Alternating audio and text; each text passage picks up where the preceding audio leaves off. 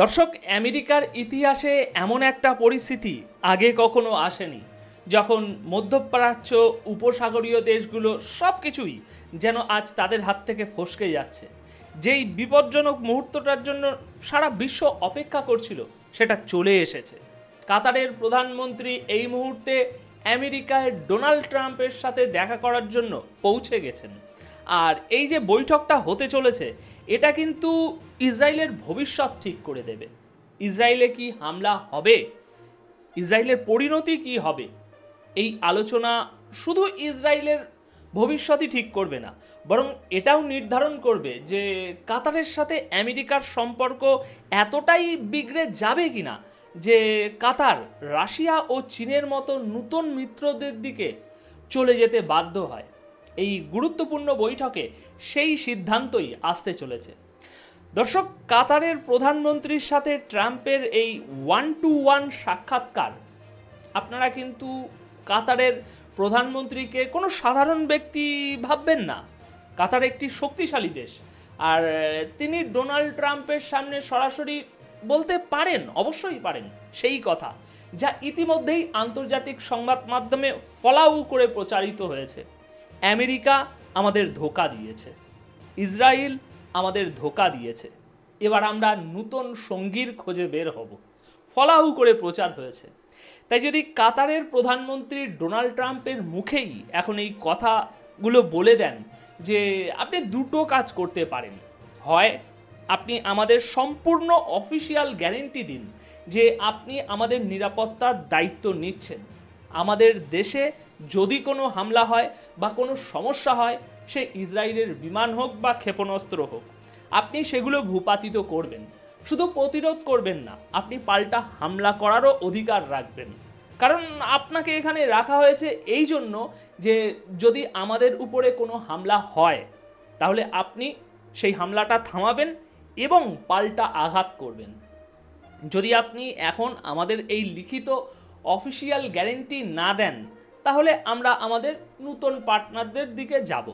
অর্থাৎ আমাদের নিরাপত্তার জন্য আরও অনেক দেশ আছে, আর স্বাভাবিকভাবেই সেই সব দেশের মধ্যে মাত্র দুটো দেশ আছে, একটা হলো চীন আর একটা হলো রাশিয়া। সুতরাং এখন বুঝতে পারছেন কিভাবে আমেরিকার পায়ের তলা থেকে মাটি সরে যাচ্ছে। দর্শক, একটু বোঝার চেষ্টা করুন। সমস্ত আন্তর্জাতিক সংবাদ মাধ্যমে এই খবর ছেপে গেছে যে ডোনাল্ড ট্রাম্প ইসরায়েলের প্রধানমন্ত্রী নেতানিয়াহুকে একটি অসন্তোষজনক ফোন করেছেন। তিনি বলেছেন, তুমি আমার মধ্যপ্রাচ্যের সব বন্ধুদেরকে রাগিয়ে দিয়েছো, আমার সব পরিকল্পনা তুমি ভেস্তে দিয়েছো। তিনি আরও বলেছেন, তুমি এই হামলাটা কেন করলে? আর নেতানিয়াহু উল্টো দিক থেকে বলেছেন, আসলে আমার কাছে সময় কম ছিল, আমি আপনাকে জানাতে পারিনি, তাই আমি এই হামলাটা করেছি এবং আমরা সরাসরি হিট করেছি। এরপর ট্রাম্প জিজ্ঞাসা করলেন, আচ্ছা বলো, সেখানে কি সাফল্য পেয়েছো তোমরা? নেতানিয়াহু বলে, এখনও সাফল্য পাইনি, তবে আমরা আরও হামলা করতে পারি। ট্রাম্প তখন বলেছেন, আমি এই ব্যাপারটা কিছুতেই মানতে রাজি নই যে তুমি আবার একটা হামলা করবে। দর্শক, আন্তর্জাতিক মিডিয়াতে এই সব নাটক আর গল্পগুলো এখন সাজানো হচ্ছে। আমেরিকার গোয়েন্দা তথ্য, আমেরিকার অনুমতি, আমেরিকার রিফিলিং ছাড়া ইসরায়েল কেন? ইসরায়েলের বাপও হামলা করতে পারে না। আচ্ছা, আপনারাই বলুন, যেখানে কাতারের প্রধানমন্ত্রী বলে দিয়েছেন যে আমেরিকা আর ইসরায়েল দুজনেই ধোঁকা দিয়েছে, ধোঁকা মানে কি, কেন তারা এরকম বিশ্বাসঘাতকতা শব্দটি ব্যবহার করেছেন? কারণ আমেরিকা আর ইসরায়েল একসাথেই ছিল। এবার এই পরিস্থিতিটা একটু দেখুন, নেতানিয়াহু এরপরে কি করলেন। নেতানিয়াহু এলেন, তিনি বক্তৃতা দিলেন, এখন ফিলিস্তিন পুরোটাই শেষ, আমরা ফিলিস্তিনকে মানচিত্র থেকেই মুছে দেব, সেখানে কাউকে থাকতে দেব না। আর পরিস্থিতি এমন যে সত্যি এই মুহূর্তে ফিলিস্তিনিদের সম্পূর্ণভাবে বের করে দেয়া হচ্ছে, অসহায় মানুষজন ঘরবাড়ি ছেড়ে চলে যাচ্ছে।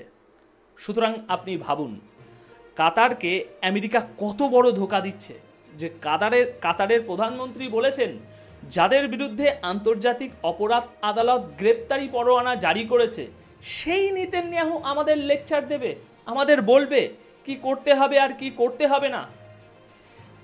এখন আমেরিকার সবচেয়ে বড় ধাক্কাটা এখানেই লাগবে, যদি কাতার তাদের এখান থেকে বের করে দেয় এবং তারা যদি গ্যারেন্টি দিতে না পারে, তাহলে কাতারের $1 ট্রিলিয়ন বিনিয়োগ এবং মধ্যপ্রাচ্যের অন্যান্য দেশের বিনিয়োগ সব শেষ হয়ে যাবে।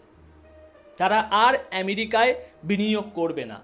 আর আমেরিকার বর্তমান অবস্থা এমন যে সেখানে জিনিসপত্রের দাম আকাশ ছুঁয়েছে, খাবার দাবার কেনাকাটা সব কিছুর দাম বাড়ছে, কারণ আমেরিকা প্রচুর পরিমাণে আমদানি করে এবং তারা শুল্ক বসিয়েছে, সেই শুল্ক এখন কার্যকর হয়েছে।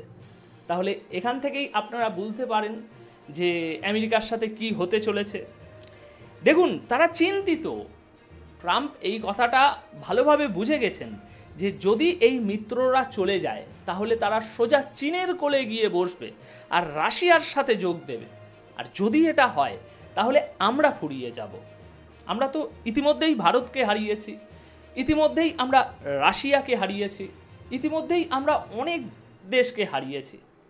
ব্রিক্স তৈরি হয়েছে, SCO তৈরি হয়েছে, ডেভেলপমেন্ট ব্যাংক তৈরি হচ্ছে, $ডলারের বিরুদ্ধে নতুন মুদ্রা আসছে। চীন এই মুহূর্তে দ্রুত গতিতে সোনা কিনছে আর $ডলারকে শেষ করছে। ভারত বলছে আমরা $ডলার ব্যবহার করব না। ইতিমধ্যেই তাদের বিরুদ্ধে একটা পরিস্থিতি তৈরি হয়ে আছে। আর যদি মধ্যপ্রাচ্যের দেশগুলোও এর মধ্যে আসে, তাহলে তারা এবার সত্যি সত্যি শেষ।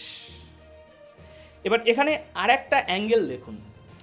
কাতার আমেরিকার কাছ থেকে হাজারটা গ্যারেন্টি নিক না কেন, আমেরিকা ইসরায়েলকে দেওয়া তাদের ওই F-35 বিমান কখনোই ভূপাতিত করবে না।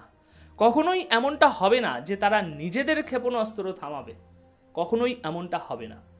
হ্যাঁ, একটা কাজ হতে পারে, তারা লোক দেখানোর জন্য ইসরায়েলের নিন্দা করতে পারে, আর সেটাও ইসরায়েলের ইচ্ছাতেই। আর হয়তো এটাও সম্ভব যে ইসরায়েল পরের বার হামলা না করে ইসমাইল হানিয়ার মতো কোনো একটা কাজ করে বসবে। সুতরাং এই সম্পূর্ণ পরিস্থিতিতে আমেরিকার পাশে কেউ নেই। এখন সবাই এই 15ই সেপ্টেম্বরের পর যে মিটিংটা হতে যাচ্ছে মুসলিম আরব লীগ, সেখানে সবাই এই সিদ্ধান্ত নিতে চলেছে যে ভাই এখন আমাদের কি করা উচিত। আপনারা তো জানেন কাতারের উপর এখন প্রবল চাপ। যদি ইসরায়েলকে পাল্টা আঘাত না করা হয় বা পরিষ্কার জানিয়ে না দেওয়া হয় যে আমরা পাল্টা আক্রমণ করব, তাহলে কাতারকে এর কড়া জবাবদিহিতা করতে হবে। আর এই পরিস্থিতি যদি সামাল না দেওয়া যায়, যদি তারা উপযুক্ত জবাব দিতে ব্যর্থ হয়, তাহলে বুঝে নিন তাদের খেলা এখানেই শেষ। এটা অত্যন্ত বিপজ্জনক এক মুহূর্ত, কারণ ইসরায়েল তো থামার পাত্র নয়, তারা তো নিজেদের প্রভাব আরও ছড়াতে চাইছে, তাই না? আর যখন কাতারের প্রধানমন্ত্রী ডোনাল্ড ট্রাম্পকে তার মুখেই বলবেন যে আপনি আমাদের স্পষ্টভাবে জানিয়ে দিন যে আপনি নিরাপত্তা কার্যকর করতে চান, আমাদের লিখিত অফিসিয়াল গ্যারেন্টি দিন এই বিষয়ে, আর সারা বিশ্বের সামনে বলুন যে যদি ইসরায়েল হামলা করে তাহলে আমরা তাদের বিমানগুলো ভূপাতিত করব, আর তারপর পাল্টা হামলাও করব। এই দুটো জিনিস আপনি বলুন। যদি আপনি এই কাজটা করতে না পারেন, তাহলে বিদায়। আপনি আপনার সামরিক ঘাঁটি তুলে নিন, এখান থেকে সরঞ্জাম তুলে নিন, এখান থেকে চলে যান। আপনাকে প্রয়োজন নেই। আমাদের নিরাপত্তার জন্য, নিরাপত্তার গ্যারেন্টি দেওয়ার জন্য পার্টনার আমরা খুঁজে নেব। দেখুন, কাতার কোনো ভিক্ষুক দেশ নয়, এটা বিশ্বের সবচেয়ে শক্তিশালী দেশ। তারা যে বিশ্বকাপ আয়োজন করেছে, আপনারা সম্পূর্ণ মানব ইতিহাস ঘাটলে দেখতে পাবেন ফুটবল এত দারুণ বিশ্বকাপ কেউ করেনি। কোনো ঝামেলা নেই, কিছু নেই, তারা এত চমৎকার আয়োজন করেছে। তো বাংলা কথা হলো, কাতারের কাছে টাকা আছে, তারা নিরাপত্তার জন্য চীনের দিকে যেতে পারে, তারা রাশিয়ার দিকে যেতে পারে। এতে তাদের কি এসে যায়? টাকা কথা বলে ভাই, টাকা বলে যে ভাই আপনি সব কিছু কিনতে পারেন। কাতারের আমেরিকার প্রয়োজন নেই, বরং আমেরিকার কাতারকে প্রয়োজন। সুতরাং আগামী দিনে যে পরিস্থিতি তৈরি হতে চলেছে, আপনারা তা কল্পনাও করতে পারবেন না যে আমেরিকার জন্য তা কতটা বিপজ্জনক। আর এটাই হলো আসল ডিসাইড মোমেন্ট। হয় আপনি আমাদের সাথে আছেন, নয়তো আপনি আমাদের বিরুদ্ধে। আর যদি আমেরিকাকে থাকতে হয় তাহলে ইসরায়েলের বিরুদ্ধে যেতে হবে, যার সম্ভাবনা 0.00001%। আর যদি আপনি তাদের সাথে না থেকে একটিমাত্র দেশ ইসরায়েলের সাথে থাকেন তাহলে আপনি নিজেই ফুরিয়ে যাবেন। এটাই এখন ঘটতে চলেছে। তো দর্শক, দেখলেন তো পরিস্থিতি কতটা জটিল। আমেরিকা এখন এক কঠিন পরীক্ষার মুখে। হয় ইসরায়েলের পক্ষে দাঁড়িয়ে সব হারাতে হবে, নয়তো নিজেদের স্বার্থে ইসরায়েলের বিরুদ্ধে যেতে হবে, যার সম্ভাবনা ওই বললাম প্রায় নেই বললেই চলে। তাই এই মুহূর্তটা কিন্তু শুধুই একটা রাজনৈতিক খেলা নয়, এটি গোটা বিশ্বের ক্ষমতার ভারসাম্যের এক চরম সিদ্ধান্তমূলক মুহূর্ত। দর্শক, আপনারা কি মনে করেন, কাতার সত্যি রাশিয়া বা চীনের দিকে ঝুঁকবে? আমেরিকার ভবিষ্যৎ সত্যি কি সংকটে? আপনার চিন্তা কি?